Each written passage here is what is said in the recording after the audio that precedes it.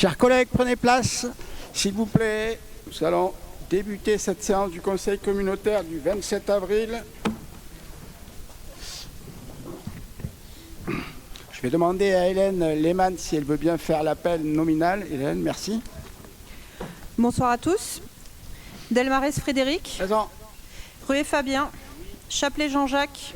Dupuis Olivier. Liabaste Pascal. Auroy de Pétou Thierry. Présent. Pradier Serge. Lehmann Hélène présente. Castan Alain. Présent. Larel Thierry. Gauthier Christophe. Jante Jean-François. Chouet Julien. Goubi Cyril. Lacombe Lionel. Tavot Catherine. Delteil Pascal. Prévost Pascal. Rivière Sylvie. Lougrade Cédric. Guichard Emmanuel. Bassy Georges. Bonamy Jean-Claude. Elle, Roseline. Manuel Jean-François, représenté par Madame Sarah Heredia. Anthony Castin, représenté par Véronique Montboucher.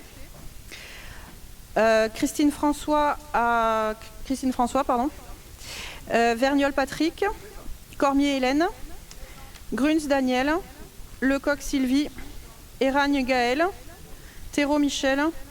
Fort Jean-Pierre. Guy Jean-Roland. Fray Jean-Pierre. Marcillac Jean-Luc. Grégoire Philippe donne pouvoir à Patrick Vergnol. Métiffé Bernard. Aubry Roger. Tressos Geneviève. Sauvanet Christian. Sobadu Christian. Duhan François. Rousseau Christophe. Simonet Jacqueline donne pouvoir à Christine François. Pellerbe Laurent. Dreuil Jean-Michel. Lavoire Annabelle. Bournazel Valérie. Despujol William. Rouen Laurence. Roux Thierry. Biard Philippe. Marco Fabienne. Mallard Philippe. Romanello Valérie. Delair Arnaud. Gauguillon Vanessa donne pouvoir à Christian Gérard. Chafik Nadia. Elkadi Farid. Lafaille Raphaël. Tégérizo Julie. Eblé Sandra. Alter Sandrine. Priolo Jonathan. Vanderstraten Julien. Weinberg Joaquina. Ponce Séverine. Sommeroche Agathe. Schneider Gaël. Gérard Christian. Merci Hélène. Je dois désigner un secrétaire des séances. Je vous propose Jean-Claude Bonamy. Pas d'objection. Écoutez, merci beaucoup. Je dois vous faire approuver l'ordre du jour. Y a-t-il des questions? Pas de remarques sur l'ordre du jour. C'est OK pour tout le monde. Validé à l'unanimité. Vous informez que les dossiers 9, 10 et 11 prévoient l'attribution de subventions aux associations. Et du coup, évidemment, les membres de ces associations qui seraient élus par ailleurs ne peuvent pas participer au vote. Pensez-y. On va vous faire passer la liste de ceux pour se la remémorer, pour que tout le monde puisse l'avoir en tête.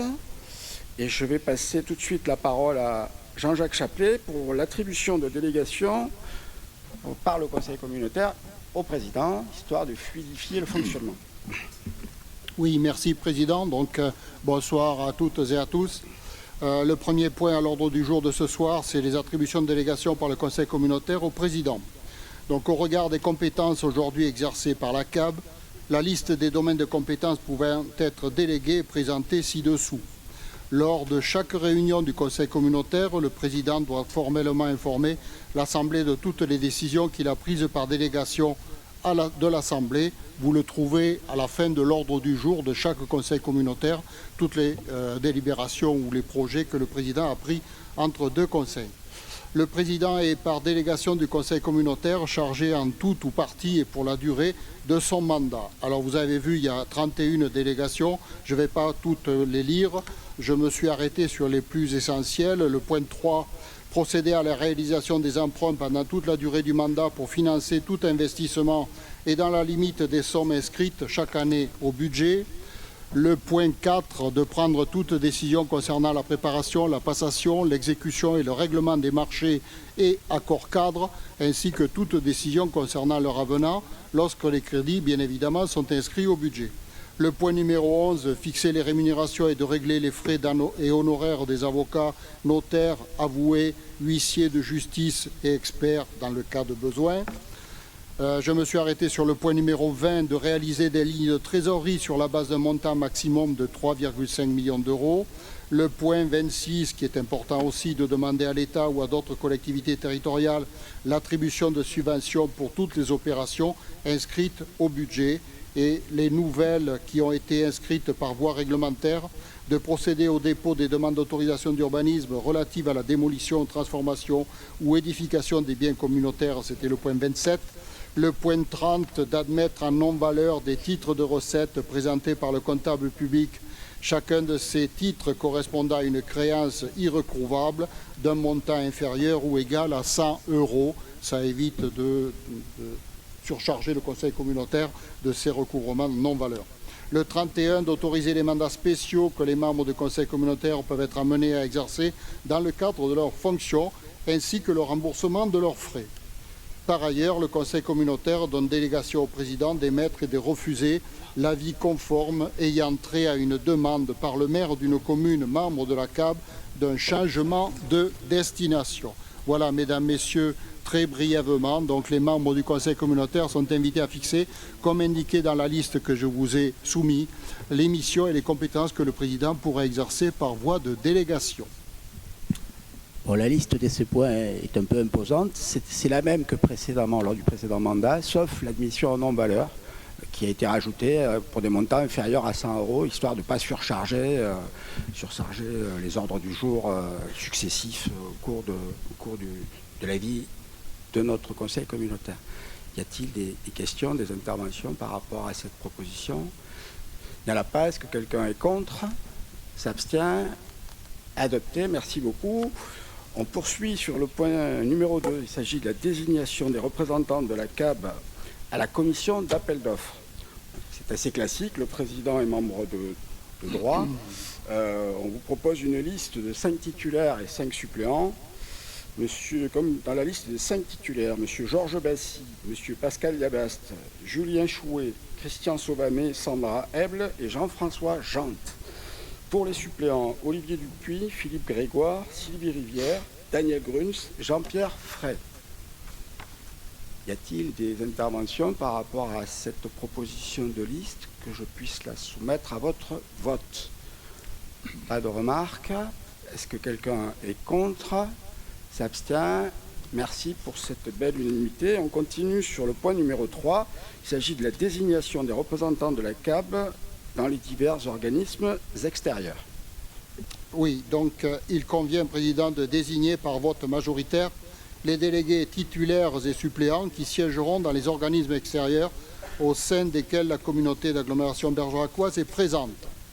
Après avoir fait appel à candidature, le vote s'effectue à bulletin secret, sauf si le Conseil décide à l'unanimité de voter à main levée.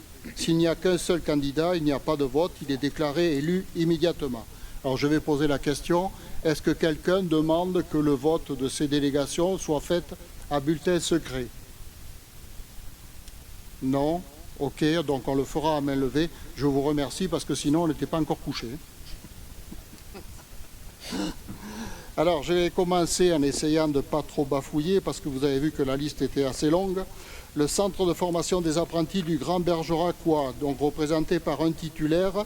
Et donc là, ici, si je ne me trompe pas, c'est Pascal Delteil qui est proposé à l'Assemblée communautaire. Est-ce qu'il y a des candidats à ce poste, au-delà de Pascal, bien évidemment? Non. Donc je vous propose de le valider, pas d'objection, donc adopté à l'unanimité, merci.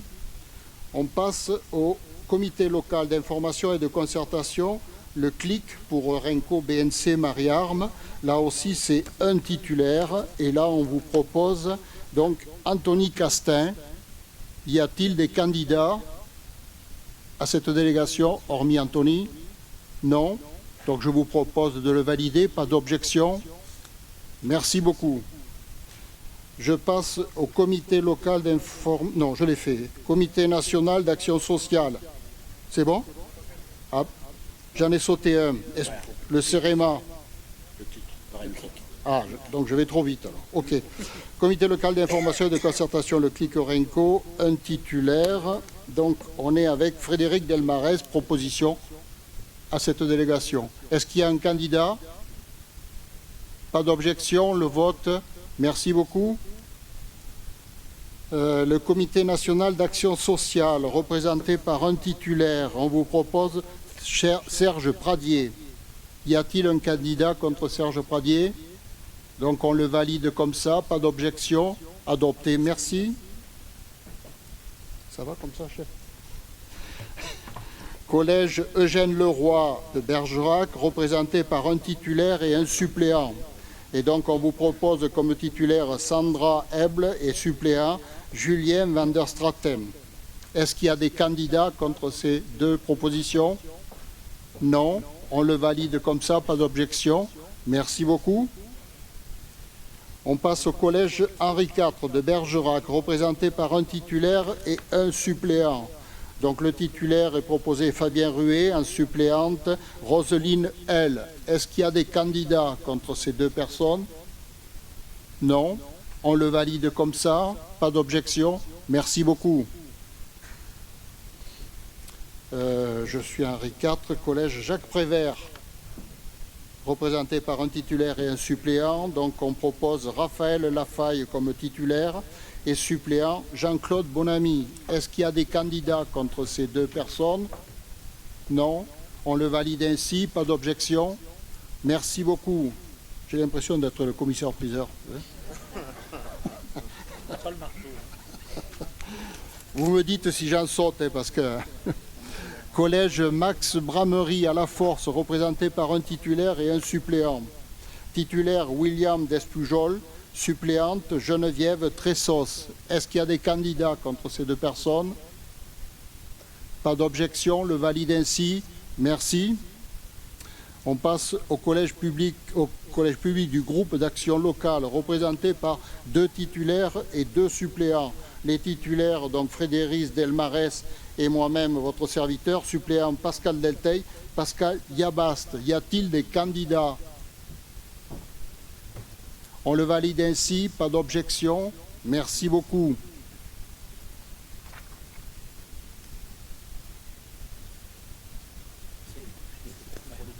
Comité du développement du syndicat mixte Air d'Ordogne, donc le SMAD, avec deux titulaires et un suppléant.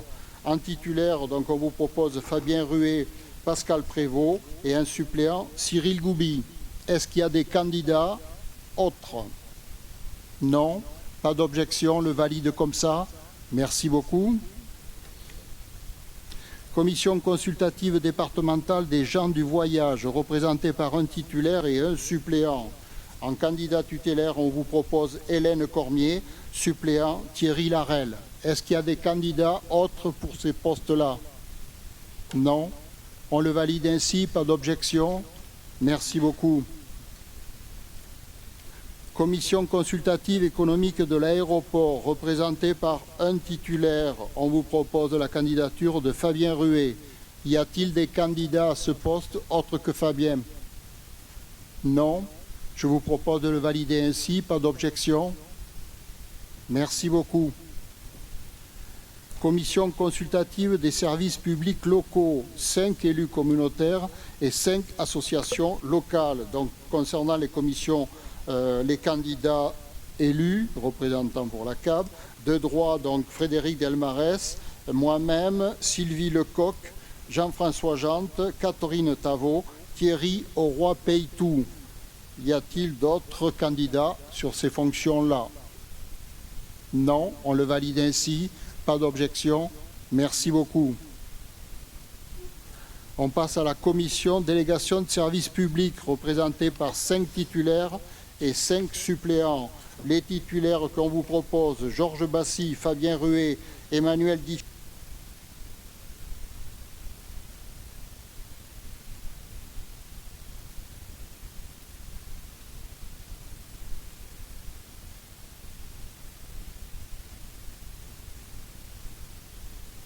On le valide ainsi, pas d'objection.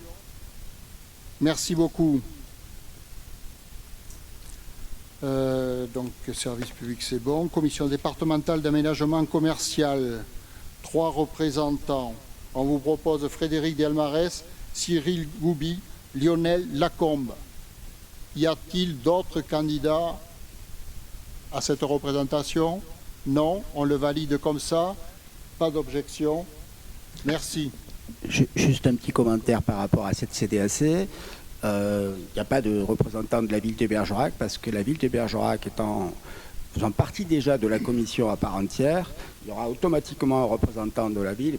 Généralement, c'est le maire ou son représentant à cette commission. Donc, il n'est pas judicieux de l'inscrire dans les 3 premiers titulaires. Juste un petit commentaire.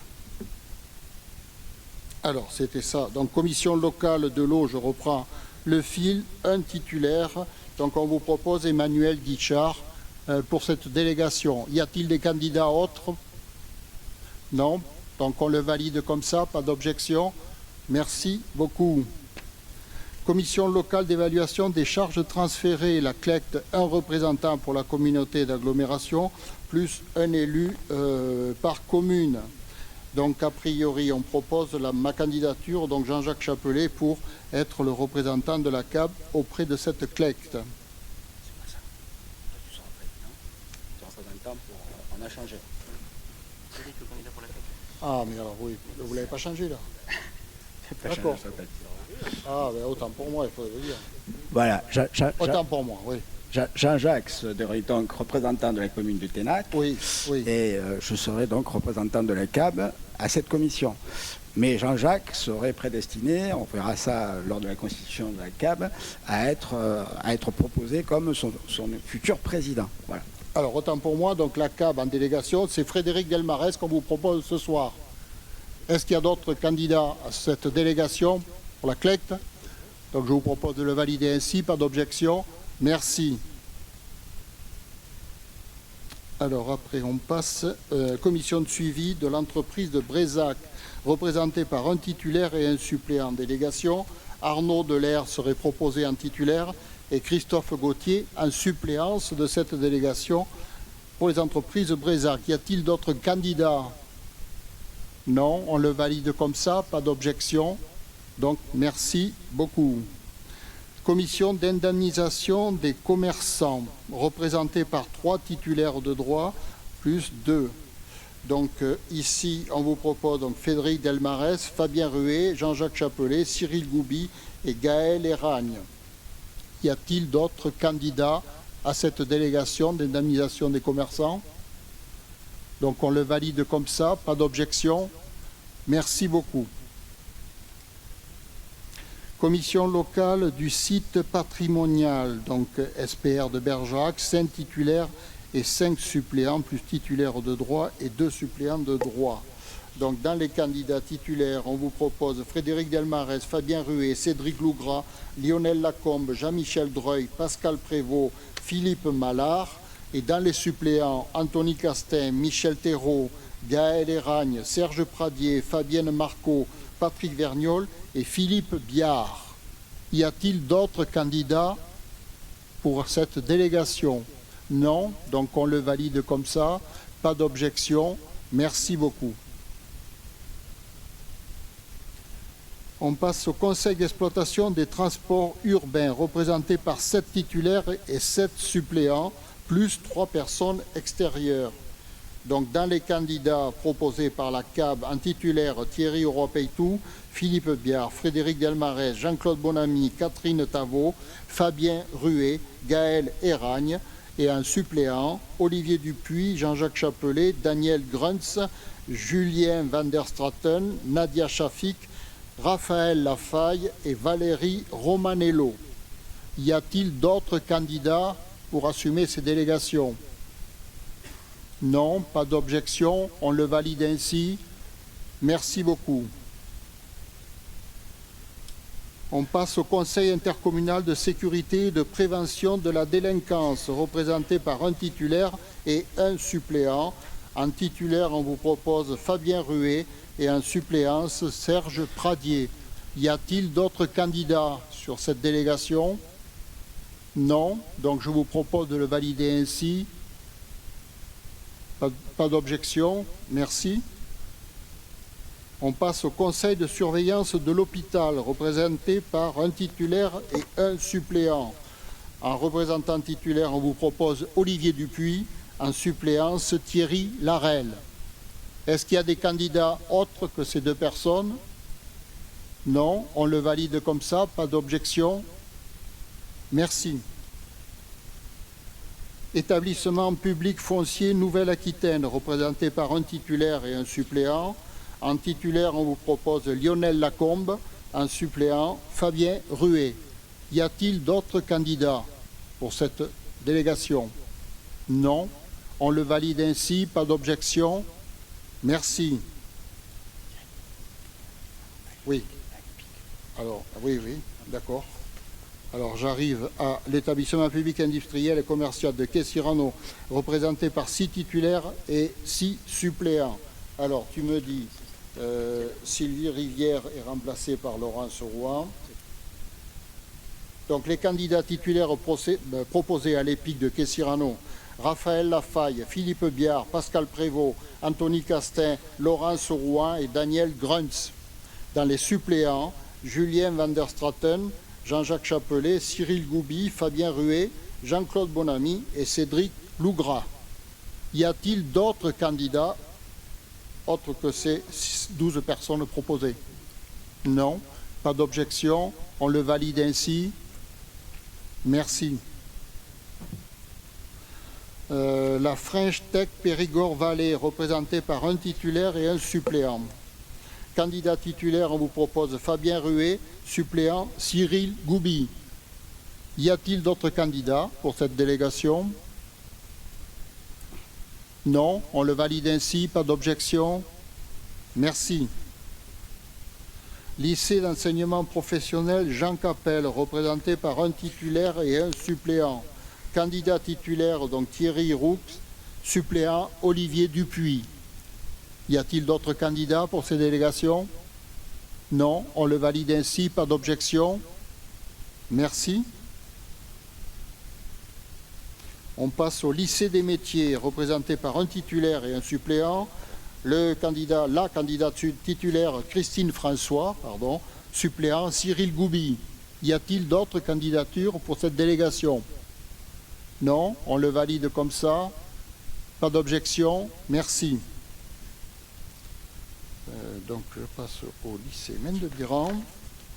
Mendes-Biran représenté là aussi par un titulaire et un suppléant. Candidat titulaire Valérie Romanello et suppléant Julien Chouet. Y a-t-il d'autres candidats pour cette délégation? Non, on valide comme ça ces deux noms, pas d'objection. Merci beaucoup. La maison Nouvelle-Aquitaine représentée par un titulaire et un suppléant. En titulaire, on vous propose Pascal Prévost, en suppléant Frédéric Delmarès. Y a-t-il d'autres candidats pour cette délégation?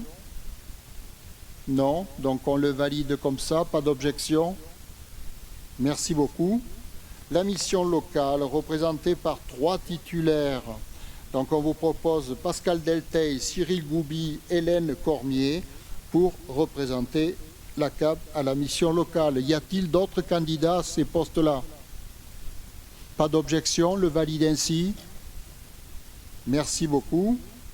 Overlook, représenté par un titulaire et un suppléant. On vous propose Julien Chouet en titulaire et Serge Pradier en suppléant. Y a-t-il d'autres candidats pour cette fonction-là? Non, je vous propose de le valider ainsi, pas d'objection. Merci beaucoup. La société d'économie mixte Urbalis Habitat, représentée par un titulaire. Il vous est proposé Thierry Larel en délégation de la CAB à la société Urbalis. Est-ce qu'il y a d'autres candidats à ce poste? Pas d'objection, le valide ainsi. Merci beaucoup. Société d'économie mixte du Périgord, la Sémi-Pair, représentée par un titulaire et un suppléant. Donc Cyril Goubi proposé en titulaire et Frédéric Delmarès proposé en suppléance. Y a-t-il d'autres candidats pour cette délégation? Non, on le valide comme ça, pas d'objection. Merci beaucoup. Société d'économie mixte de l'abattoir de Bergerac, la CEMAB, 4 titulaires dont un représentant à l'Assemblée générale. Donc on vous propose les candidatures de Jean-Jacques Chapelet, Jean-François Jante, Pascal Liabaste et Philippe Grégoire. dont un représentant à l'Assemblée générale. Est-ce qu'on le décide ce soir? C'était Pascal Liabaste, l'ancien délégué. Fred, ou on le désignera plus tard? C'est une Assemblée générale. Bon, allez, ok. Donc on reste sur les 4 noms. Y a-t-il d'autres candidats pour postuler à la représentation de la CAB à la CEMAB? Non. Donc on le valide ainsi, pas d'objection. Merci beaucoup. Alors, je passe au syndicat mixte départemental des déchets de la Dordogne, SMD3, représenté, nous serons représentés au SMD3 par 7 titulaires et 7 suppléants. Donc, les candidats proposés par la CAB ce soir, Cédric Lugras, dans les titulaires, Cyril Goubi, Jean-François Jante, Patrick Vergnol, Bernard Triff, Daniel Gruntz, Hélène Lehmann. En suppléance, Pascal Liabaste, Georges Bassy, Frédéric Delmarès, Anthony Castin, Jean-François Magnol, Christian Sobadou et Fabien Ruet. Y a-t-il d'autres candidats? Alors là, j'ai 2 mains qui se lèvent. Je vais demander la technique. Comment on fait là pour voter puisqu'il en a 7? C'est des listes, hein.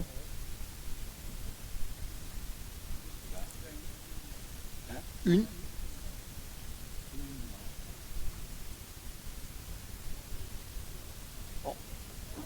Allez, ok. Alors, attends, on prend les candidatures quand même? Oui, oui. Alors, donc il y a...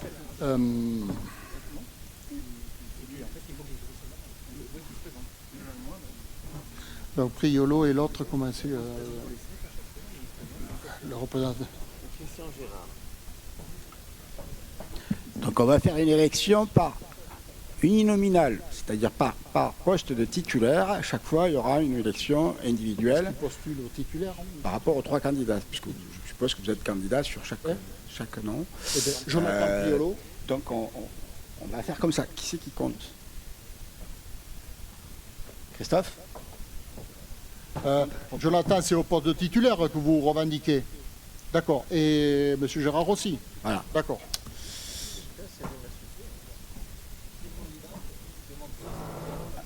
Oui. Pardon. Oui. Eh bien alors Moi, je suis le premier titulaire. Voilà. Donc on va faire un vote à main levée. Cédric Lugras dans la liste là. Qui est pour voter, c'est ça? Oui. C'est vrai que d'abord, c'est simple de voter contre. Ça aura moins à compter. Oui, contre. Voilà, on voter contre. Le contre, c'est plus simple à compter, peut-être. Qui est contre?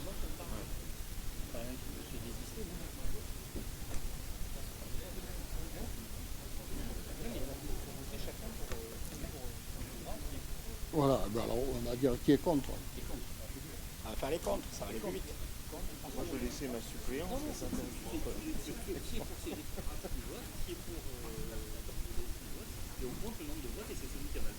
Voilà. Allez, ok. Il y a la différence d'âge après. Ceux qui ont le moins de voix sont pas élus. D'accord, d'accord. Alors, Alors, Cédric, je commence par Cédric, Jonathan et Gérard. on commence par les... Oui, ceux-là, là. Oui, jusque-là. Oui, oui, oui. Vous levez la main assez haut qu'on puisse vous compter comme il faut. Enfin, les Hein? C'est les contre qu'il faut faire. Il faut faire voter contre. Les contre pour. Alors, qui est... Oui, allez, on va... Qui est contre Cédric Lugras? Qui s'abstient? Là, il est Donc, élu. alors, on est combien là? 73? Si on fait comme ça. Non, mais il faut que vous soyez contre, sinon il est élu à l'unanimité.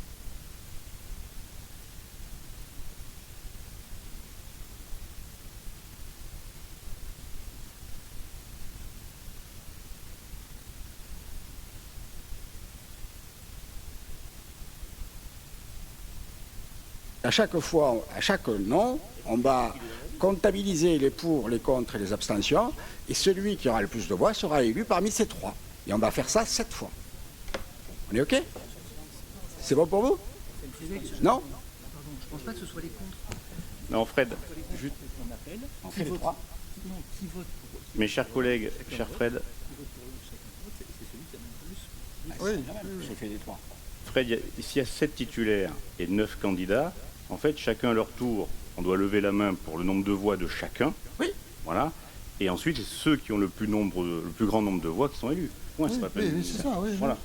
Ça revient au même. Mais il n'y en a pas que trois, il n'y a pas que Lougrat, Non, mais Priolo on va tous les passer. et l'autre. Hein. On va tous les passer. J'ai dit l'autre parce que c'est comme ça que vous l'avez appelé, moi. Par poste.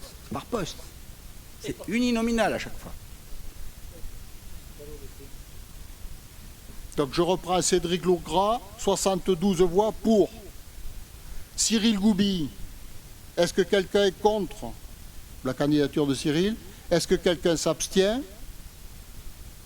Donc Cyril Goubi, 72. Ah pardon, 71, oui. Jean-François Jante, est-ce que quelqu'un est contre?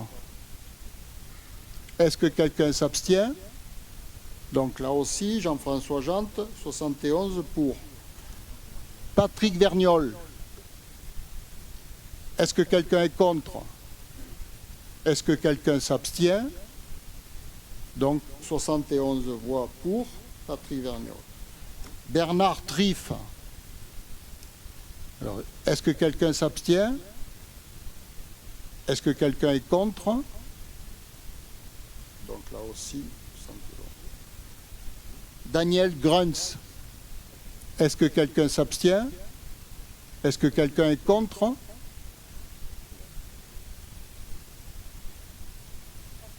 Quatre, donc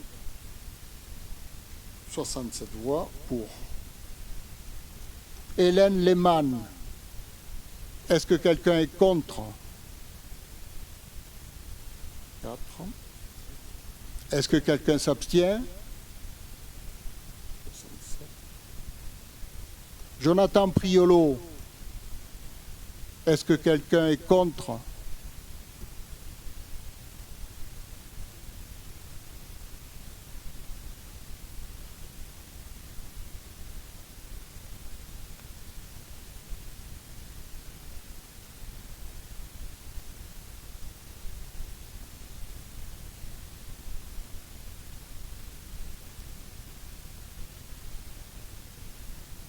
Combien? Est-ce que quelqu'un s'abstient sur la candidature de Jonathan? Donc pour 71, 35, 36. Donc Monsieur Gérard, est-ce que quelqu'un est contre?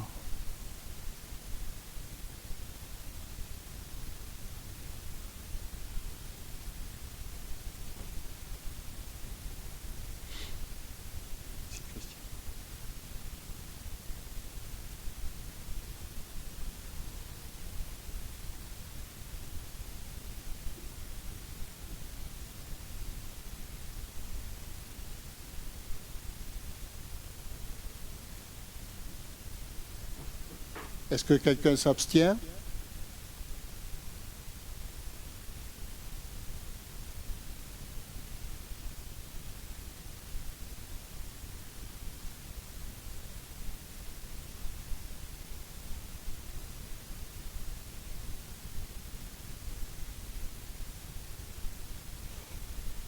Bon.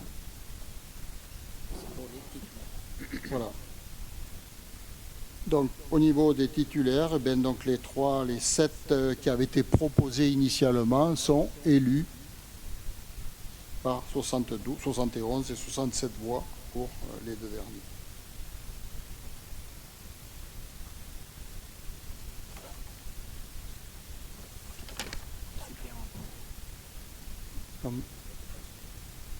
Non, c'était pour les titulaires.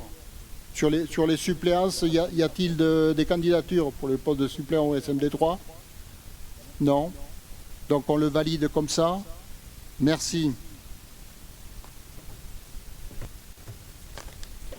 Alors, le syndicat mixte d'alimentation en eau potable Coteau-Pourpre, 35 communes avec un titulaire et un suppléant par commune, plus 12 conseillers communautaires titulaires et 12 conseillers communautaires suppléants. Alors, donc, on m'a dit qu'il fallait que je nomme tout le monde. Concernant les délégués de la CAB au SMAEP, donc les titulaires, Madame Marco Fabienne, Chafig Nadia, Chapelet Jean-Jacques, Despujol William, Fort Jean-Pierre, Grégoire Philippe, Guichard Emmanuel, Lavoire Annabelle, Liabaste Pascal, Lougras Cédric, Métifé Bernard, Sauvanet Christian. Les suppléants de la CAB, c'est Auroi Peytou Thierry, Van der Straten Julien, Bonami Jean-Claude, Castet Anthony, Guy Jean-Roland, Dreuil Jean-Michel, Tressos Geneviève, Simone Jacqueline, Pradier Serge, Jante Jean-François, Prévost Pascal et Thérault Michel. Ça, ce sont les représentants de la CAB au SMAEP. Je vais vous donner, on m'a dit de nommer les membres nommés par les conseils municipaux des 38 communes.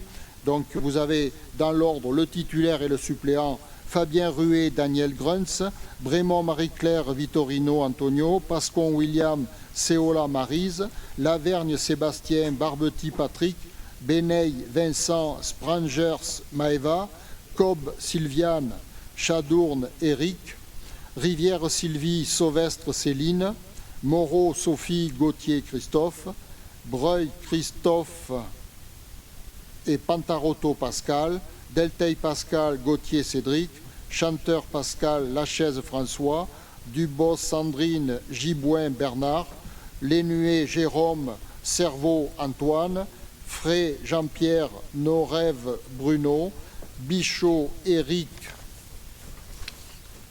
et Pralon Cyril, un suppléant Alain Bras, Cousty Christian Jiménez Patrick, Guichard Floriane Bartaz Alexandra, Alvez Alexandre Triffe Bernard, Vergnol Patrick Morin Philippe, L Roseline et Coffin Pascal, Pelletan Pierre Vianney Julien, Dupuis Olivier Guastavino Hervé, Liebo Émile Grisborski, Viguier Florent Maillet Axel, Rondonnier Gilbert Barès Aurélie, Gobert Dominique Castan Alain, Bonnet Bernard Bonnet Fabien, Batté Sylvain Lacombe Michel, Cluzot Jacques Baudouin Gilles, Lefebvre Jean-Marie Grey Jimmy, Cassier Charbonne Didier Prévost Bernard, Lescombe Michel Mignot Philippe, Marche Jean-Marie Clavel Elsa, Bail Vivien Marquiero Jérémy et Beyla Philippe Picot Françoise Courtenac. Je reprends. Y a-t-il d'autres candidats par rapport à la délégation de la CAB et les représentants de la CAB qui sont affichés sur le slide? Non, je vous propose de le valider comme ça, pas d'objection. Donc je vous remercie. Alors j'en suis où? Syndicat intercommunal d'adduction d'eau potable, le SIAP Mussidan Neuvik Saint-Géry, représenté par 2 titulaires et 2 suppléants. Je reprends mon pense-bête ici. On vous propose Alain Bridard et Benjamin Dardet en titulaire, Philippe Lacouve et Bruno Guerrier en suppléance. Y a-t-il d'autres propositions de candidature? Non, donc je vous propose de le valider ainsi, pas d'objection. Je vous remercie. On en arrive au syndicat intercommunal d'adduction d'eau potable, le SMDE de Véline, avec Leflay et Montfaucon qui adhèrent à ce syndicat, représenté par un titulaire et un suppléant. Donc on vous propose la candidature de Lionel Lacombe en tant que titulaire et Arnaud Delair en tant que suppléant. Y a-t-il d'autres candidats pour cette délégation à ce syndicat? Non. Donc je vous propose de le valider ainsi, pas d'objection. Merci beaucoup. On passe au syndicat mixte Air Dordogne, le SMAD. Ça c'est bon là, c'est pour le Psychoteb, tu m'avais dit. Bon voilà, donc on vous propose les candidatures en tant que titulaire Eris Bichot, Fabien Ruet, Arnaud Delair, Cyril Goubi,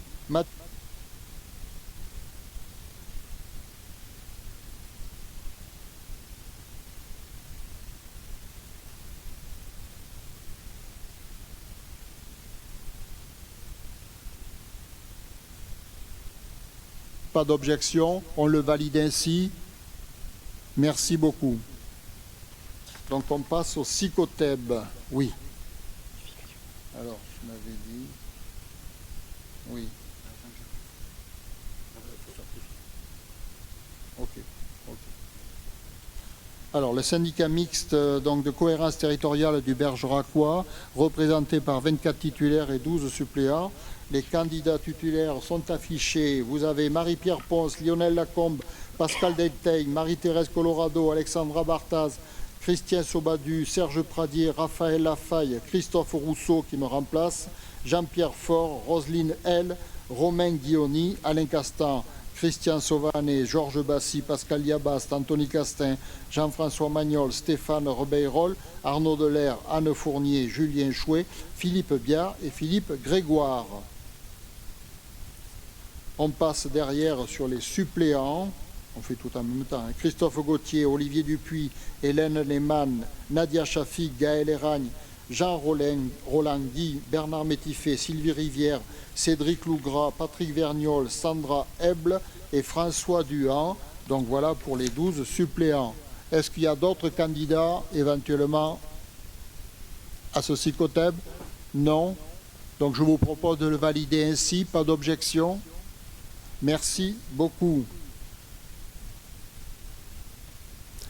On passe au syndicat mixte du Conservatoire rayonnement départemental de la Dordogne, représenté par 2 titulaires et 2 suppléants. Les titulaires proposés Julien Chouet, Hélène Lehmann et les suppléants Roselyne L et Sylvie Rivière, les suppléantes. Y a-t-il d'autres candidatures à cette délégation? Non, je vous propose de le valider ainsi, pas d'objection. Merci beaucoup. Syndicat mixte Périgord numérique représenté par 2 titulaires et 2 suppléants. Donc on vous propose Alain Castan et Jean-Jacques Chapelet en titulaire, Emmanuel Guichard et Anthony Castin comme suppléants. Y a-t-il d'autres candidats pour cette délégation SMPN? Non. Donc je vous propose de le valider ainsi, pas d'objection. Merci beaucoup. Syndicat mixte Drô-Aval, 5 titulaires et 5 suppléants. Donc les candidats titulaires Jean-Marc Piazzetta, Emmanuel Guichard, Jean-François Magnol, Cédric Lougras, Damien Matera. En suppléance, Frédéric Gispalou, Nathalie Lagassier, Roger Mirabel, Aurélie Barès et Georges Bassy. Est-ce qu'il y a d'autres candidats pour cette délégation du Drô-Aval? Non, je vous propose de le valider et de l'acter ainsi, pas d'objection. Merci beaucoup. Le syndicat mixte intermodal Nouvelle-Aquitaine, représenté par 1 titulaire et 1 suppléant. Donc on vous propose la candidature de Thierry Roy-Peytou et suppléante Catherine Tavot. Y a-t-il d'autres candidats pour cette délégation? Donc je vous propose de le valider ainsi, pas d'objection. Merci beaucoup. Syndicat mixte ouvert du logement social, représenté par 2 titulaires et 2 suppléants. Les titulaires à la personne de Olivier Dupuis et Thierry Larel, suppléants Jean-Pierre Faure et Fabien Ruet. Y a-t-il d'autres candidats pour cette délégation? Donc je vous propose de le valider ainsi, pas d'objection. Merci beaucoup. Et le dernier syndicat mixte ouvert défense des forêts contre les incendies de la Dordogne, représenté par 3 titulaires et 3 suppléants. On vous propose en tant que titulaire Christophe Gauthier, Jean-Marie Vergniaud, Dominique Pigeon, en suppléance Sylvie Lecoq, Jean-Claude Bonamy et William Despujol. Y a-t-il d'autres candidats pour les DFCI?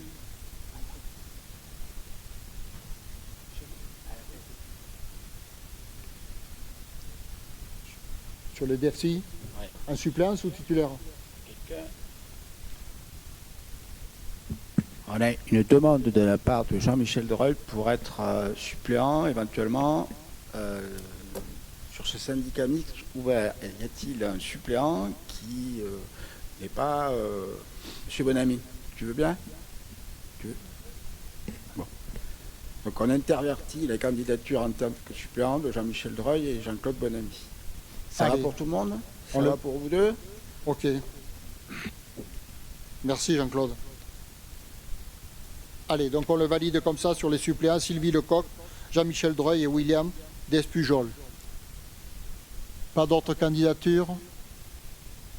On le valide comme ça, pas d'objection? Merci beaucoup. Eh bien j'ai fini. Merci Jean-Jacques pour ce bravo, on peut applaudir. Et le point suivant, il s'agit de la désignation du président au GAL. C'est Serge Pradier qui nous présente ce dossier. Merci Président, bonsoir à toutes et à tous. À la suite des élections municipales et communautaires, le président du groupe d'action locale, le GAL, du Grand Bergeracois doit être désigné.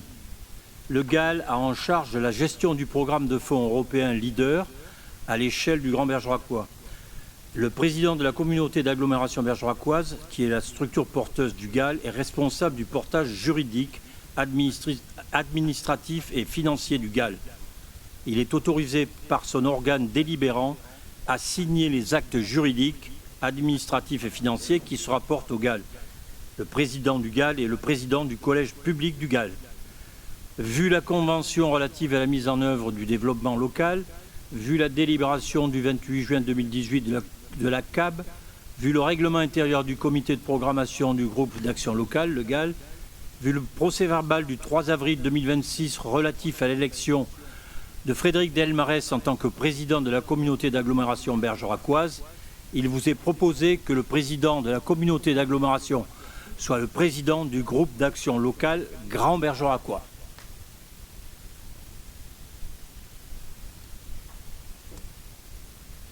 Et donc je fais voter,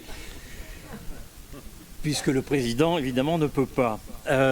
Qui est-ce qui est contre cette délibération? Qui s'abstient? Alors, adopté à l'unanimité. Je vous en remercie.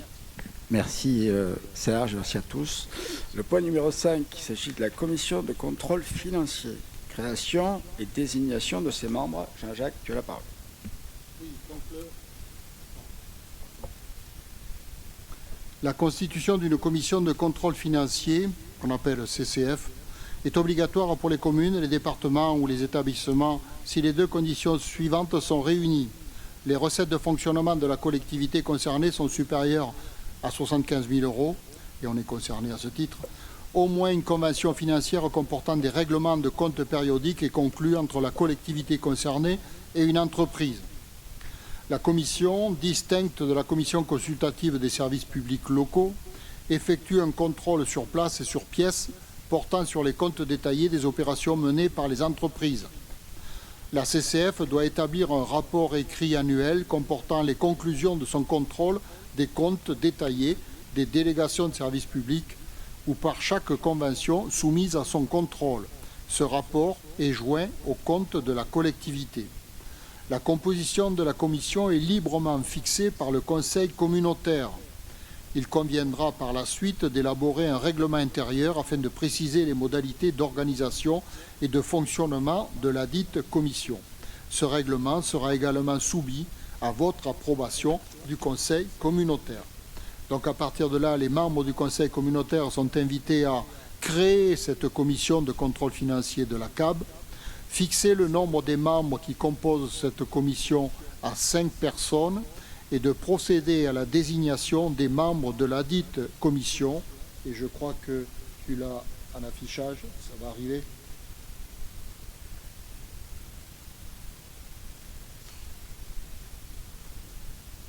Voilà, donc là, voilà les membres qui vous est proposés pour siéger à cette commission. Donc Jean-Jacques Chapelet, Frédéric Delmarès, Cyril Goubi, Fabien Ruet et Sylvie Lecoq. Je continue comme tout à l'heure. Y a-t-il d'autres candidats pour siéger à cette commission? Non. Donc je vous propose de valider cette délibération et cette composition de commission de ces 5 personnes. Quelqu'un est contre? Quelqu'un s'abstient? Donc validé à l'unanimité. Je vous remercie. À vous la parole, Président. Merci Jean-Jacques. Le point suivant, il s'agit de créer des commissions communautaires. De manière à changer un petit peu ce que nous faisions précédemment. Il y avait une multitude de commissions par thématique et par sujet. Donc c'était assez complexe à faire fonctionner. On a proposé de nous faire évoluer notre fonctionnement sous forme de 5 pôles. C'est la raison pour laquelle nous avons élu, lors d'un précédent conseil communautaire, 5 vice-présidents de pôle qui sont à la tribune. Ces 5 vice-présidents de pôle auront chacun en charge une des thématiques qui vous est présentée, à savoir l'attractivité territoriale, les ressources et la cohésion, les services à la population, le développement durable et les infrastructures et mobilité. à l'intérieur de chaque pôle, vous allez retrouver toutes les thématiques qui sont de près ou de loin rattachées à cet objectif et cette ambition. Et donc, les vice-présidents, les délégués, les grands délégués et les délégués qui sont liés à ce pôle et à ce fonctionnement. Évidemment, ce qu'on vous propose, c'est que les vice-présidents de pôle, dans un premier temps, les vice-présidents s'y rafférents, les délégués et les grands délégués fassent partie de ces commissions de fait. Et qu'ensuite, ces commissions soient dans un second temps ouvertes aux candidatures de nos conseillers municipaux ou d'autres délégués communautaires qui souhaiteront s'investir à ces ambitions et à ces thématiques. Est-ce que c'est clair pour tout le monde? Et donc l'idée, c'est dans un premier temps d'acter le principe que je viens de vous évoquer, à savoir que les vice-présidents de pôle animent ces commissions avec les vice-présidents et les délégués qui sont liés aux différentes compétences qui vous sont évoquées. Sur l'attractivité territoriale, évidemment, l'économie, l'habitat et la mixité sociale, les zones d'activité économique et les SCAT, l'emploi et l'insertion, le tourisme, la politique de la ville et les gens du voyage. Voilà pour la première commission. Sur la deuxième commission, les finances et les ressources humaines, équilibre du territoire urbain-rural, la commande publique, affaires juridiques, information et dialogue citoyen. Sur les services à la population, l'accès aux soins, évidemment, les équipements sportifs, la culture, la jeunesse, la petite enfance, la lecture publique et le projet de la nouvelle médiathèque à part entière. Dans le cadre du développement durable, l'agriculture, le PAT, l'urbanisme, l'assainissement collectif et non collectif, le grand cycle de l'eau, l'irrigation et la ferme des Nobous, ainsi que la GEMAPI. Dans les infrastructures et mobilités, on retrouve les mobilités alternatives, la voirie, les mobilités urbaines, véloroute, voies vertes et PDIPR, patrimoine de la CAB et transport scolaire. Donc chaque commission est donc animée par le vice-président de pôle la concernant, ainsi que le président qui est président de droit de chaque commission comme ça l'est d'habitude. Est-ce que c'est OK pour tout le monde? Et donc le conseil communautaire est invité à approuver la création de ces 5 commissions avec les 5 ambitions qu'on vient de décrire. Y a-t-il des questions ou des objections à cette organisation et à cette proposition? Alors, M. Mallard d'abord et Mme Tavot ensuite.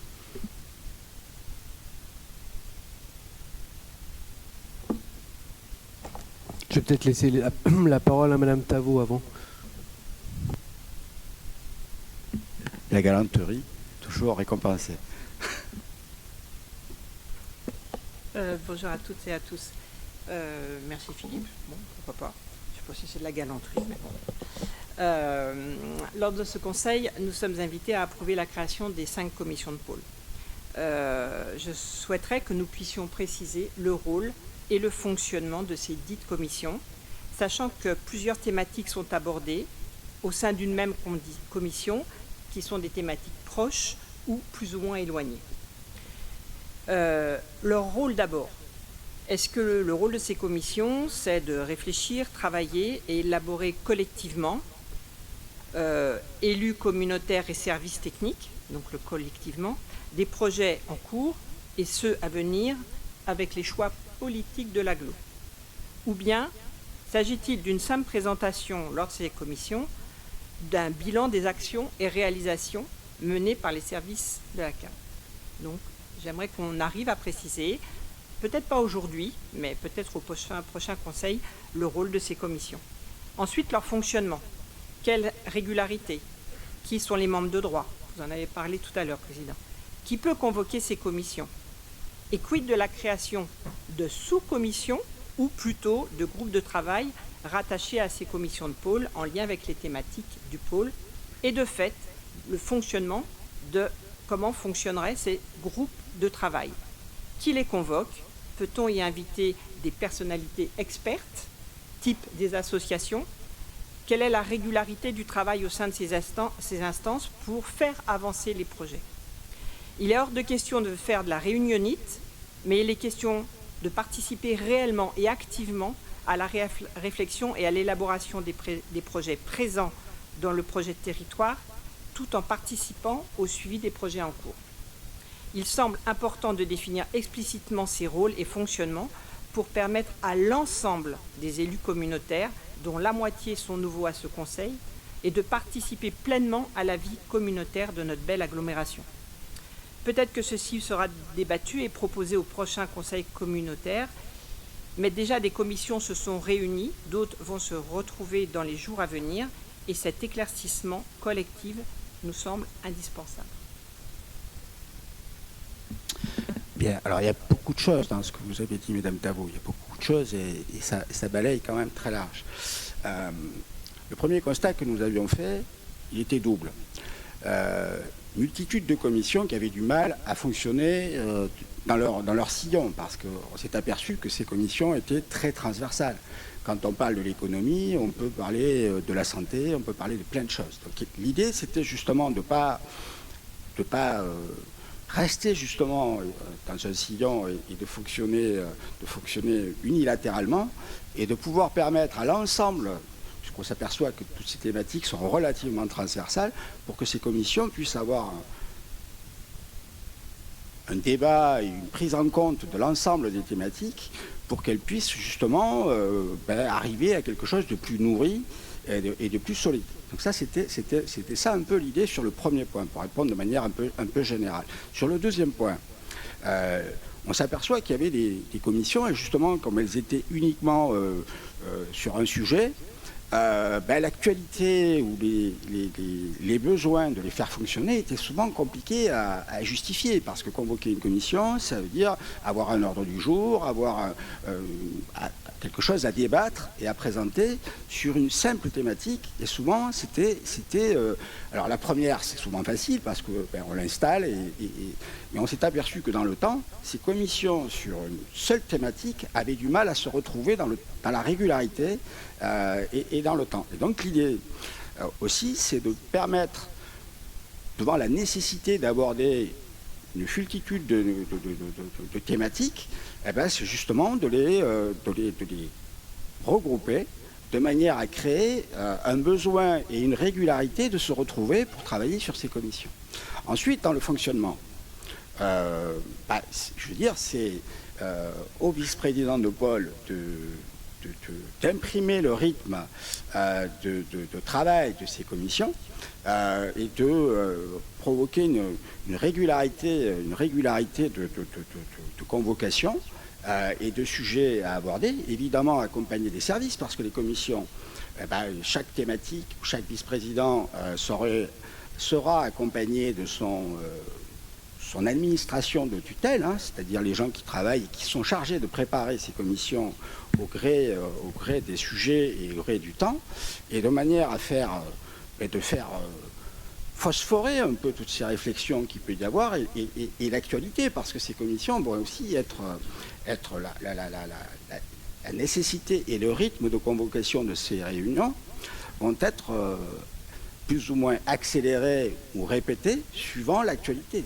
Les besoins de tel ou tel sujet, je vais prendre un exemple, la question d'acquérir des réserves foncières supplémentaires sur un secteur, etc., nécessitera que cette commission puisse travailler au préalable sur l'opportunité d'acquérir ces réserves foncières ou pas. Et donc, il faudra qu'au préalable de la présentation en conseil d'orientation, puis en conseil communautaire, la commission et l'ensemble des acteurs de cette commission aient préparé le sujet pour qu'on puisse prendre une décision en connaissance de cause. Et ainsi de suite. Pour répondre aussi à votre question sur est-ce qu'on gère le passé ou est-ce qu'on gère l'avenir? Est-ce qu'on gère... évidemment qu'on gère les deux. C'est-à-dire que les projets qui sont en cours, à charge de ces commissions de les faire aboutir et de continuer à les faire avancer.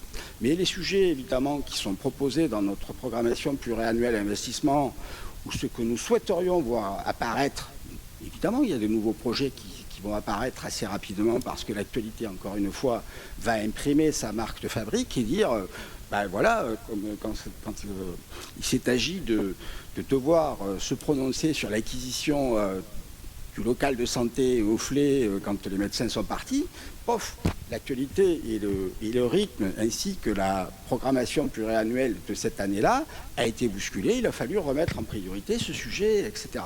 Donc tout ça est évidemment que le rythme et la qualité du travail qui sera effectué dans ces commissions, du rythme et de la qualité du travail qui sera effectué dans ces commissions, dépendra la concrétisation de notre projet de territoire et des projets qui s'y rapportent. Donc, je suis persuadé que le fait que vous ayez un responsable, déjà, à partir du moment où vous identifiez quelqu'un qui est pilote de ces thématiques, va l'engager à devoir assumer cette responsabilité, premier objectif. Le second, c'est que l'ensemble des acteurs, vice-présidents, grands délégués et délégués de la thématique du pôle, pourront intervenir et dire, dis donc, tu nous as oubliés ou il faudrait qu'on se réunisse pour telle et telle chose.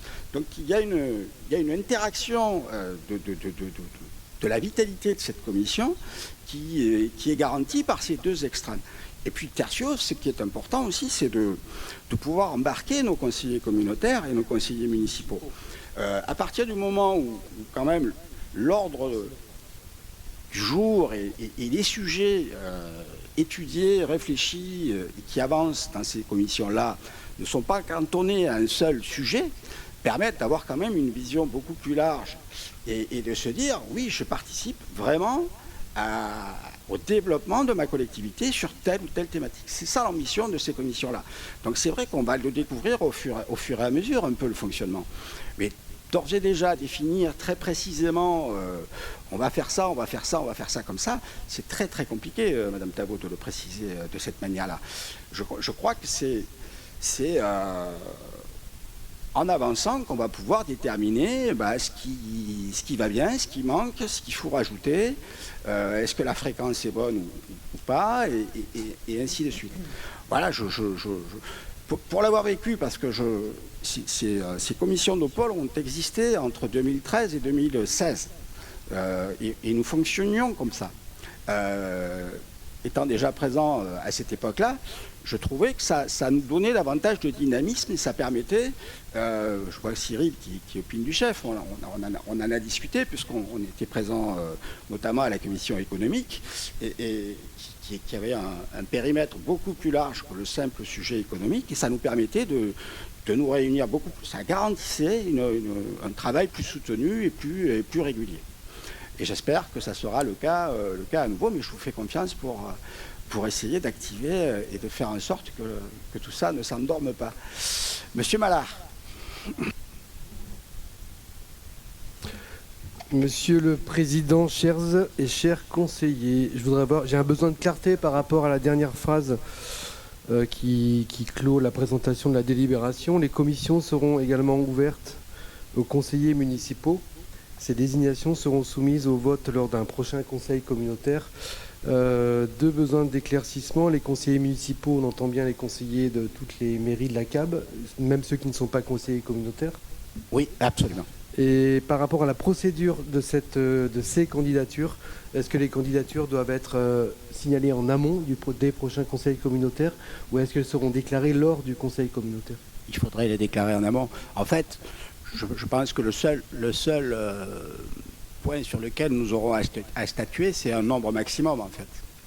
Parce que vous imaginez, je crois qu'il y a près de 500 conseillers municipaux sur les CAP, on ne va pas faire une commission de 500 personnes. Donc il faut qu'on arrive aussi à trouver un équilibre entre le souhait, puis je fais un appel à la raison, c'est-à-dire qu'il faut vraiment que les conseillers municipaux qui feront acte de candidature soient motivés à venir de manière régulière, parce que 7 ans c'est long, et à venir travailler de manière... Voilà, parce que sinon on va se retrouver avec... On connaît ça aussi, au début des mandats, souvent dans les conseils municipaux, vous avez la moitié ou les 2 tiers du conseil municipal qui veut faire partie de la commission. Vous arrivez à 2 ans, vous n'en avez plus que 25%, et à la fin, les commissions, je vois qu'on connaît ce phénomène. C'est pas pour critiquer, hein, c'est souvent comme ça. Et l'idée, justement, je reviens à ce que je disais à Catherine, c'est si vous avez du contenu et que les commissions se réunissent régulièrement, je pense que les gens vont venir. Parce que si c'est intéressant... Enfin, on va le tenter en tout cas. Voilà, je pense qu'il faudrait qu'on se dise qu'au moins une dizaine de jours avant le conseil communautaire, chaque commune nous fasse remonter les candidats éventuels à ces commissions pour qu'on puisse faire un retour avec les communes pour dire bon mais là il faut réduire un peu le nombre, essayer d'ajuster, de voir un peu comment on peut faire. Je crois qu'il serait prudent de pratiquer de cette manière-là si ça vous va, la proposition que je vous fais. Est-ce que ça répond à votre question, monsieur Mar? Très bien, merci beaucoup. On adopte ce principe, voilà, que chaque conseil municipal va se remonter. D'autres interventions? C'est bon pour vous? On peut passer au vote. Nous sommes appelés donc à approuver la création de ces 5 commissions bien complètes, j'en conviens. Est-ce que quelqu'un est contre? S'abstient? Adopté à l'unanimité. Merci beaucoup. On va parler de la fiscalité et des taux, du vote des taux correspondant à notre budget, le budget qui a déjà été voté précédemment. Jean-Jacques, tu as la parole. Oui, tout à fait, Président. Donc on a voté le budget fin février sur la base des taux reconduits comme en 2025, mais on n'avait pas statué par délibération sur ces taux-là, chose qu'on va faire ce soir. Donc le Conseil communautaire est invité à déterminer les taux de fiscalité directe locale qui seront appliqués en 2026 pour la taxe foncière sur le bâti, taxe foncière sur le non-bâti, taxe d'habitation sur les résidences secondaires et la cotisation foncière des entreprises qu'on appelle communément la CFE. Pour l'année 2026, conformément aux hypothèses présentées lors du débat d'orientation budgétaire qui a eu lieu en janvier, il est proposé de reconduire le taux de CFE de l'année 2025 pour 2026, soit 27,82%. En outre, les EPCI soumis à fiscalité professionnelle unique ont la possibilité de répartir sur 3 ans leur droit à augmentation de ce taux de CFE non retenu au titre d'une année. C'est ce qu'on appelle communément la mise en réserve. Compte tenu de ces éléments, il est proposé de mettre en réserve l'augmentation de taux que l'on n'a pas utilisé en 2025 et ce taux est de 0,79% basé sur la CFE potentielle. Pour mémoire, donc, on avait une réserve de taux de 0,13% qui avait été capitalisée en 2024 et 0,66% en 2025. C'est bien la somme de ces deux taux, 0,66 et plus 0,13, qui nous donne les 0,79% qu'on met en réserve. La loi de finances de 2020 a acté la suppression définitive de la taxe d'habitation depuis 2023 pour l'ensemble des contribuables et ils ont conservé la taxe d'habitation sur les résidences secondaires. Afin de compenser financièrement la perte de cette taxe d'habitation, une nouvelle répartition des recettes fiscales des collectivités territoriales est mise en œuvre depuis 2021 et c'est de la TVA nationale qui vient compenser ces pertes de recettes de TH. Donc pour l'année 2026, compte tenu des prévisions budgétaires, il est proposé au Conseil communautaire de reconduire les taux votés en 2025, soit le taux sur le foncier bâti à 9,78%, le taux sur les propriétés non bâties à 11,76%, la taxe d'habitation sur les résidences secondaires à 10,46%. Donc voilà, les membres du Conseil communautaire sont invités à voter ces taux avec la CFE à 27,82, foncier bâti 9,78, non bâti 11,76 et taxe d'habitation additionnelle, c'est sur les résidences secondaires, à 10,46%. Merci Jean-Jacques. Y a-t-il des questions, des interventions? Si les taux restent inchangés, comme l'a dit Jean-Jacques, est-ce que quelqu'un est contre? S'abstient?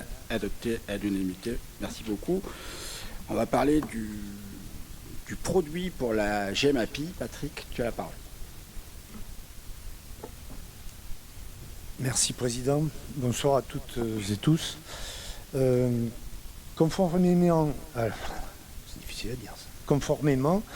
aux dispositions de l'article 1530 bis du Code général des impôts, le Conseil communautaire a décidé d'instituer une taxe pour le financement de la GEMAPI à compter du 1er janvier 2018. Il convient d'en fixer le montant dans la limite de 40 € par habitant, dont l'utilisation affectée à l'exercice de la compétence GEMAPI fera l'objet d'une comptabilité analytique qui permettra de déterminer avec précision le montant nécessaire chaque année. Le produit voté par le Conseil communautaire est ensuite réparti par les services fiscaux entre les contribuables redevables de la taxe d'habitation, de la taxe foncière et de la cotisation foncière des entreprises. Il est proposé de conserver le montant de 3,50 € par habitant. Les membres du Conseil communautaire sont invités à arrêter le produit de la taxe pour la gestion des milieux aquatiques et la prévention des inondations à 221 000 € pour l'année 2026. Merci Patrick. Un petit commentaire sur ce sujet. Les 221 000 € de produits ne couvrent pas le fonctionnement du service GEMAPI aujourd'hui. Donc vous imaginez bien que quand il va s'agir de parler des travaux, du financement des travaux liés aux inondations, on sera bien évidemment en inadéquation par rapport à ce montant-là.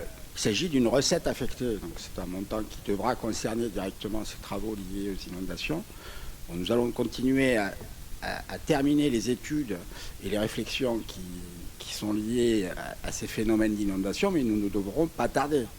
Donc nous avons déjà une petite enveloppe qui a été mise de côté par rapport aux dernières inondations. Ça nous permettra d'amorcer les travaux sur 2026, mais il conviendra de revisiter ce sujet lors du prochain débat d'orientation budgétaire pour l'année 2027. Pour justement, on a vu dans la presse ce matin que les administrés qui ont été inondés il y a quelques semaines essuyaient encore les stigmates de ces inondations et se posaient vraiment la question de quand pourraient-ils réintégrer leurs habitations, etc. Donc il conviendra quand même pour nous d'être assez réactifs sur ces thématiques.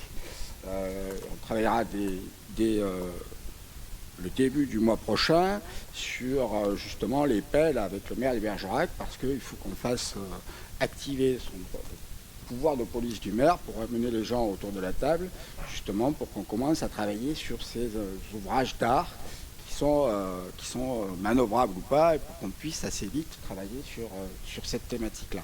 Voilà, je vous prépare à ce qu'on débatte sérieusement dans les mois à venir par rapport à cette nécessité de ne pas laisser nos concitoyens dans ces doutes par rapport aux éventuelles inondations à venir. Donc il conviendra de le travailler dans les semaines et dans les mois qui viennent. Pour l'instant, on vous propose de rester bien en deçà des 40 € par habitant, puisqu'on fait un calcul lié à ce produit, on est à 3,50 € par habitant. Est-ce que quelqu'un est contre ce montant proposé? C'est inchangé pour 2026. Personne ne s'abstient. Adopté à l'unanimité, je vous en remercie beaucoup. Et on va parler de l'attribution des subventions aux associations. Monsieur Julien Chouet a la parole. À toi, Julien. Ouais, merci, Président. Dans le cadre de l'enveloppe budgétaire fixée lors de l'adoption du budget primitif 2026, il est proposé aux membres du Conseil communautaire d'attribuer les subventions 2026 aux associations et organismes cités ci-dessous. Alors, je ne vais pas toutes les citer, puisque vous avez le tableau. On va faire par pôle, plutôt. Vous avez vu, il y a une enveloppe attribuée donc, pour la culture. Elle était de 154 400 en 2025. Elle passe à 152 400 en 2026. Il y a une enveloppe pour l'enfance qui était à 9 300 € qui est inchangée, qui sera toujours à 9 300 €. Idem pour la santé, une enveloppe de 1 000 € en 2025 qui reste à 1 000 € en 2026. Ensuite, il y a une enveloppe pour le sport qui était de 59 500 et qui passera, alors je vous le dis, il y a un souci parce que sur ce budget, il y a un souci avec le club de hand, vous avez vu, et puis c'est plus la même association, donc là peut-être qu'il y aura une rencontre ultérieure pour voir l'attribution qui sera faite au club de hand. Donc pour le moment, c'est 53 500, mais en attente de rencontre avec le club de hand. Ensuite, il y a une enveloppe pour le social et l'insertion qui était de 4 500 € qui passe à 3 600 €. Ensuite, il y a une enveloppe économie, enfin pôle vie locale, qui était de 72 200 et qui passe à 71 700. Donc le total pour l'année 2025 était de 300 900 €. Elle passe à 291 500, mais en attente donc de rencontres. Je sais qu'il y a aussi 2 autres associations qui doivent être rencontrées, comme la Traverse, etc. etc. Donc pour le moment, on vous propose ça. Donc la proposition qui est faite aux membres du Conseil communautaire est de se prononcer sur les montants des subventions 2026 attribuées par la communauté d'agglomération bergeracoise et d'autoriser le président à signer les conventions jointes en annexe pour les associations bénéficiant d'une subvention supérieure à 23 000 €. Merci Julien, avec les précautions que tu as évoquées, on va dans le... Je crois que le maire de Bergerac lui disait qu'il rencontrait le RAND le 5 mai, on verra à l'issue voilà, comment tout ça évolue. Et puis les associations qui avaient demandé aussi des participations en fonctionnement et en investissement pour clarifier un peu un certain nombre de montants, je pense à la tâche rapide et à la traverse. Voilà. D'autres questions ou est-ce que pour vous c'est assez clair? Oui, Raphaël. Alors, je m'étonne énormément de l'absence de subventions à question de culture. On sait que les associations d'insertion aujourd'hui sont en grand... Tant pis, mais quoi. Voilà, bon, donc je pose la question. Pourquoi aujourd'hui, question de culture n'a pas de subvention? Alors, j'ai posé la question aussi. Ils n'ont pas fait de demande de subvention. Donc elle ne va pas tarder à arriver, je pense. Ah, voilà. Peut-être. C'était pas facile de répondre à une demande que nous n'avons pas eue. Voilà. Ça, bon, on se posera la question quand on la recevra. Merci. Oui, Jonathan. Merci, Président. 2 petites questions avant de décider du vote sur ces subventions. La première, c'est pour la Gym Kreis, qu'on accompagne maintenant depuis un certain nombre d'années, compte tenu du problème qu'ils avaient eu de locaux, et donc voir où on en est sur les locaux, puisqu'on sait qu'il y a d'autres clubs de gym sur notre territoire, que ce soit à Sigoulès, d'ailleurs qui organise un championnat de France à Bergerac, que ce soit également sur Bergerac même avec les Enfants de France, qui est d'ailleurs propriétaire de leur bâtiment à Bergerac, ou encore le Stella. Donc c'est voir un petit peu encore combien de temps l'agglomération va continuer à soutenir, et il faut soutenir le club de gym de Kreis. Et puis la deuxième question, c'est l'union sportive du rugby, le USB Rugby, et pourquoi il y a une baisse de subvention passant de 5 000 € à 2 000 €. Jean-François, pour le rugby, c'est pareil, c'est la demande qui est de 2000. Voilà, on me confirme. On a eu une demande de 2000, donc on répond à cette demande. C'est un peu bizarre. Donc ça, on n'a pas creusé sur ce sujet-là. Sur le sujet de la gym de Kreis, je rappelle que c'était l'ancien club de gym des Enfants de France de Bergerac qui justement s'est retrouvé sans locaux, qui est arrivé à Kreis et qu'on a abrité in extremis dans un local industriel.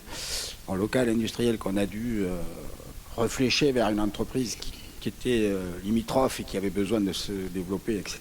Et vous savez qu'on avait choisi de louer un nouveau bâtiment qui venait d'être construit pour ne pas les mettre dehors. Voilà, c'est ça le sujet. Donc on est toujours dans ce cycle.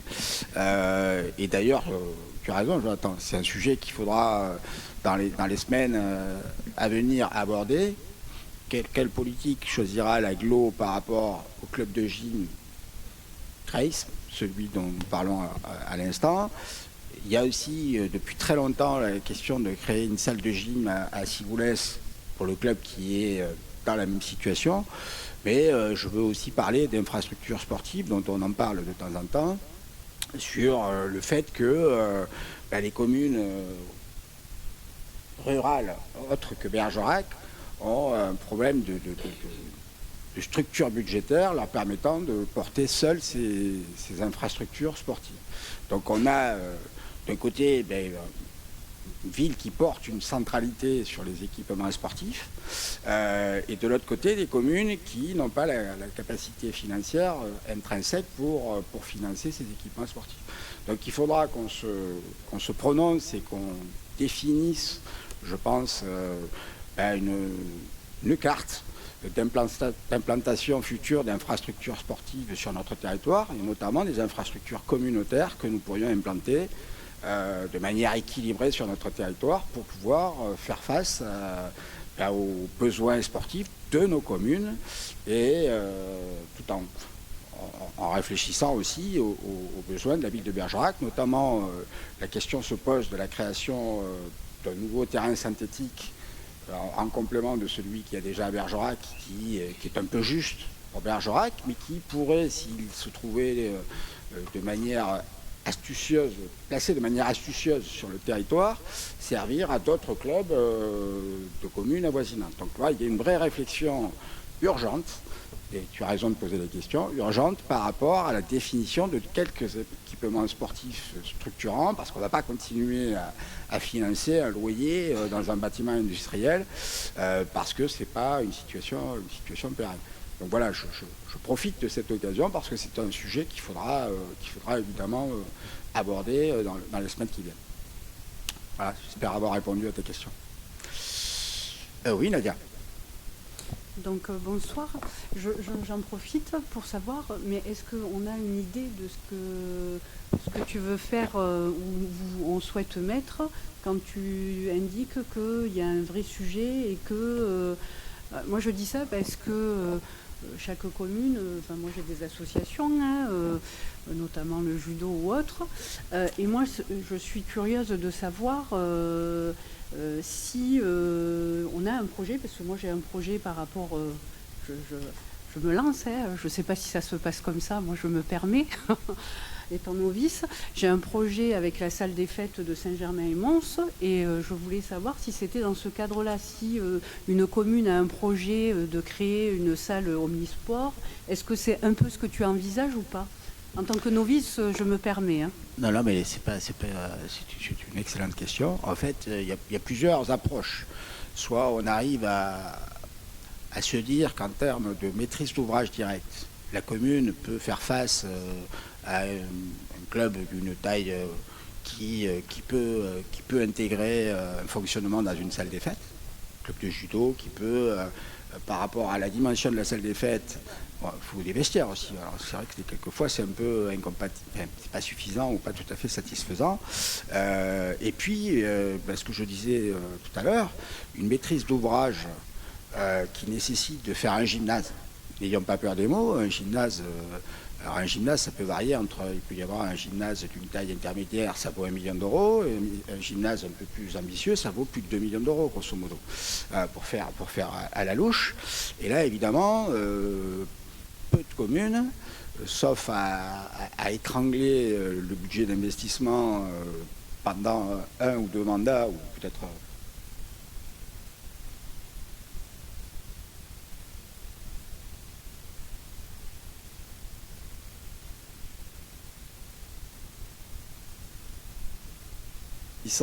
un maillage territorial validé par nous tous, de faire un gymnase là et un gymnase là. Ce gymnase, de quelle taille pour accueillir quoi? Un gymnase peut-être d'une certaine ambition comme à la Monzy-Saint-Martin qui a à la fois un terrain de sport hand et toutes les activités proches et une salle de gymnastique. Tout simplement un gymnase qui accueille... Voilà, c'est les besoins qui vont définir tout ça. Donc c'est vrai qu'on a ce travail à faire assez rapidement parce qu'on ne construit pas un équipement sportif en 3 semaines. Et c'est vrai qu'il faut qu'on arrive à... Et en fait, c'est dans les commissions de Paul qu'on va pouvoir, de manière transversale, mettre en perspective les projets et les besoins des communes et la définition d'un intérêt communautaire qui pourrait y répondre, ou pas.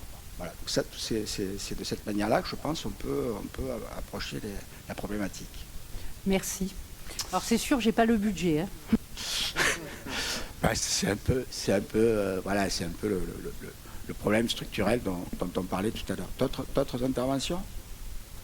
Il n'y en a pas? Est-ce qu'on passe au vote? Est-ce que quelqu'un est contre cette première proposition qui sera revisitée?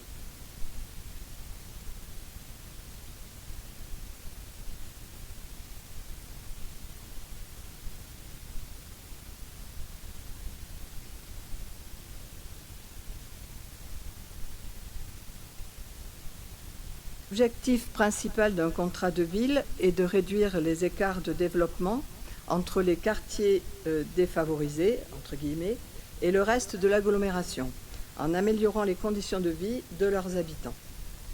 Porté par l'agglomération, dont c'est une compétence obligatoire, le contrat de ville rassemble plusieurs partenaires, la ville de Bergerac, le département, la région et l'État.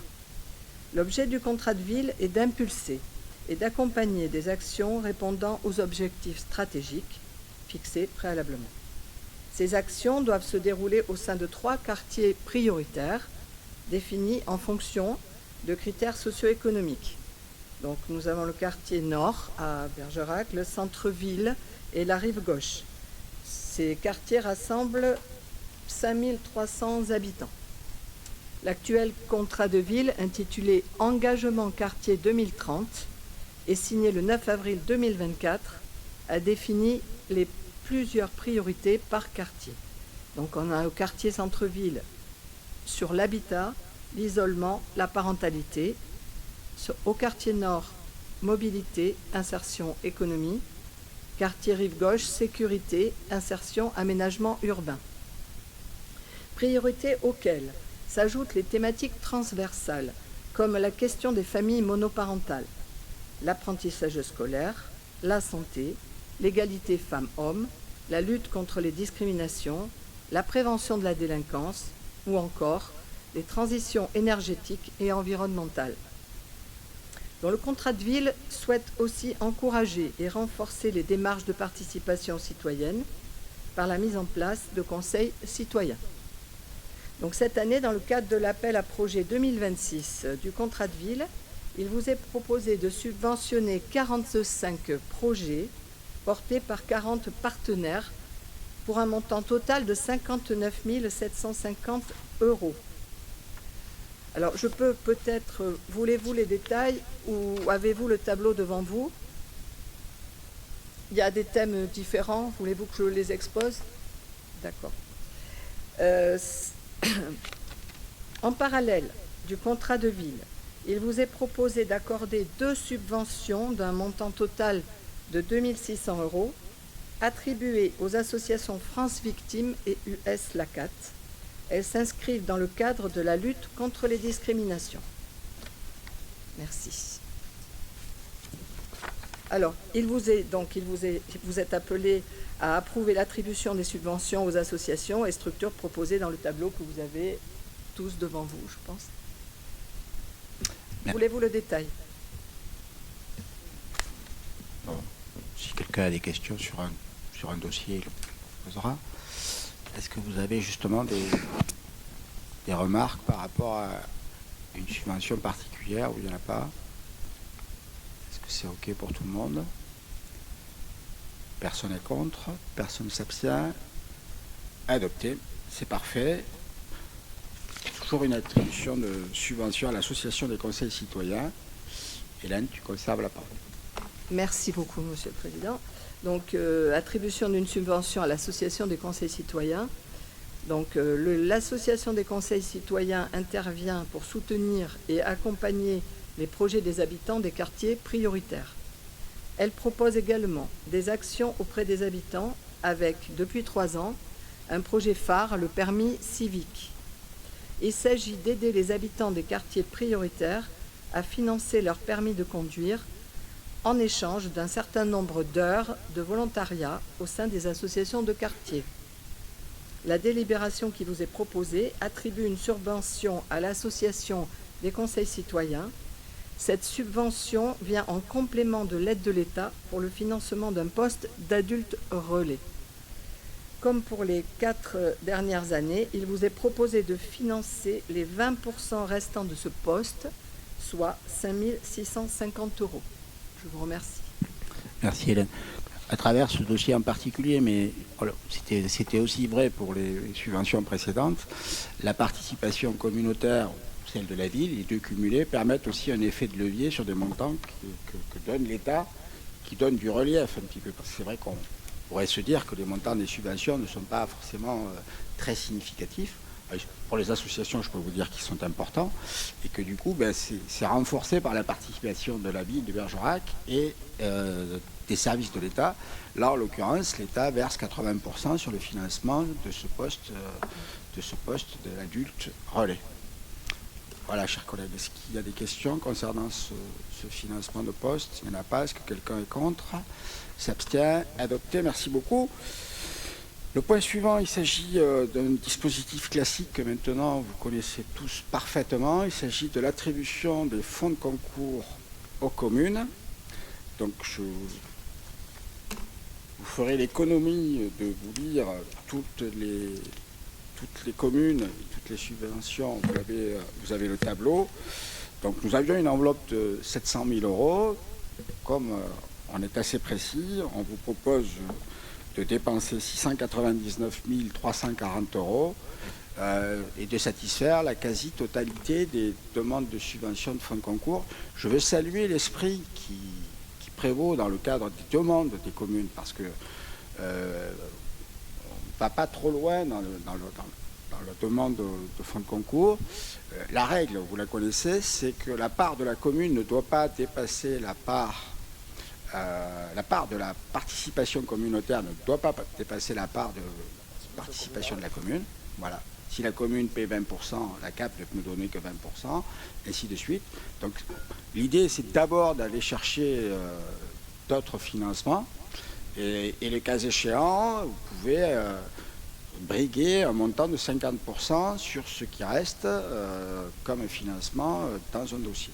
Voilà, donc ça c'est la règle. Vous avez une date de dépôt de clôture et un arbitrage qui est fait en commission. Voilà, donc c'est un dispositif qui fonctionne bien et qui nous permet d'avoir une réciprocité de fonctionnement par rapport à l'ensemble des communes. Donc évidemment, vous aurez constaté que la ville de Bergerac n'est pas dans ce dispositif. La ville de Bergerac, souvent, le projet d'envergure dépasse très allègrement les montants de ces subventions-là. Ils font partie de demandes plus particulières. Je pense notamment à une participation sur le financement des terrains du Pont-Roux pour 150.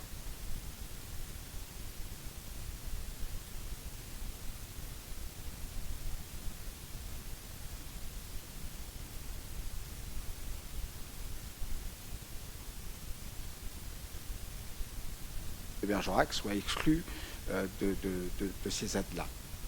Y a-t-il des questions par rapport à ces fonds de concours et les propositions qui vous sont faites? C'est assez clair pour tout le monde. Est-ce que quelqu'un est contre? S'abstient? Adopté, merci pour toutes les communes. Et on va parler d'une procédure de concertation relative au projet de véloroute voie verte sur la partie ouest du territoire. C'est M. Bonamy qui nous présente le dossier. Merci, Président. Vu le Code de l'urbanisme, vu le schéma national des véloroutes, vu le schéma régional des véloroutes 2020-2030, vu le plan départemental vélo, vu l'arrêté préfectoral 24-2024-09-30-403 du 30 septembre 2024 portant modification des statuts de la CAB, considérant que le projet de véloroute de la vallée de la Dordogne, V91, pour rejoindre l'estuaire de la Gironde, doit poursuivre son tracé vers l'ouest.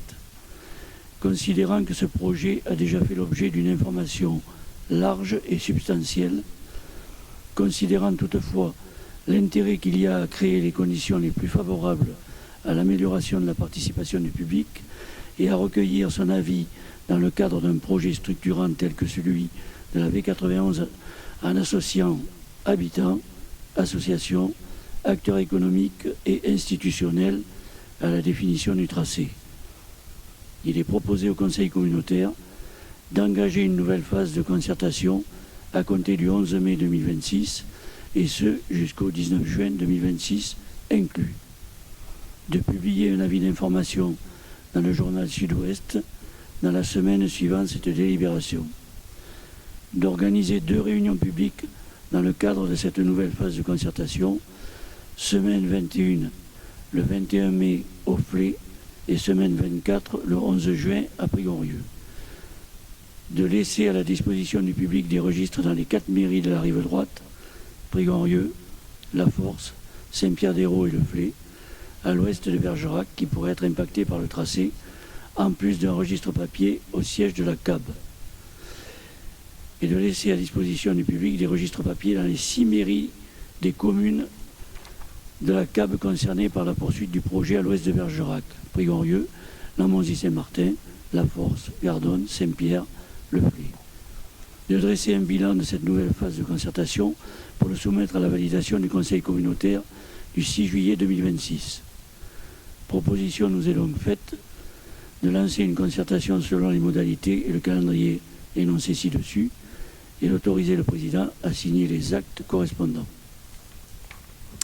Merci Jean-Claude. Y a-t-il des questions, des interventions sur ce dossier? Il s'agit de conforter le déroulé de ce projet là, sur quelques semaines. Il y a de nouvelles équipes municipales, il y a besoin de vraiment être certain de la bonne information concernant ce tracé. Il y a eu beaucoup de réunions, beaucoup de choses ont déjà été faites.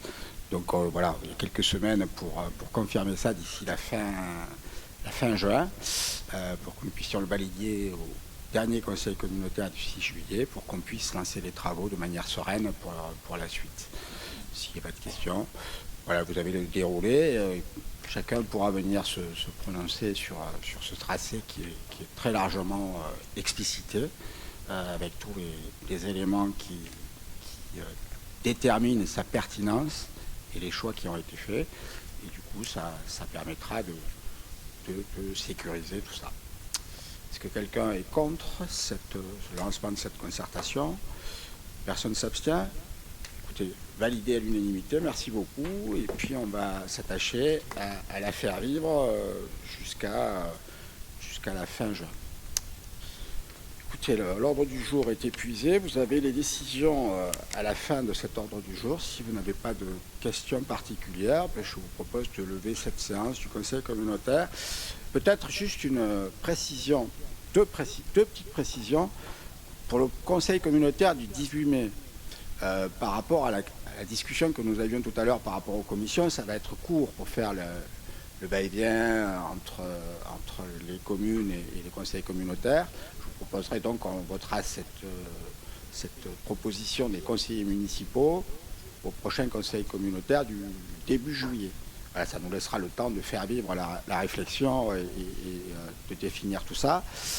Je ne vous ai pas signalé que ça n'apparaît pas dans la liste des subventions aux associations qu'une subvention de 10 000 € serait attribuée au club de gym de Sigoulès pour la création du championnat de France à Bergerac cette année, voilà, pour les aider à bien réussir cet événement qui a lieu bientôt. Voilà, chers collègues, merci de votre participation. Bonne fin de soirée. À très bientôt.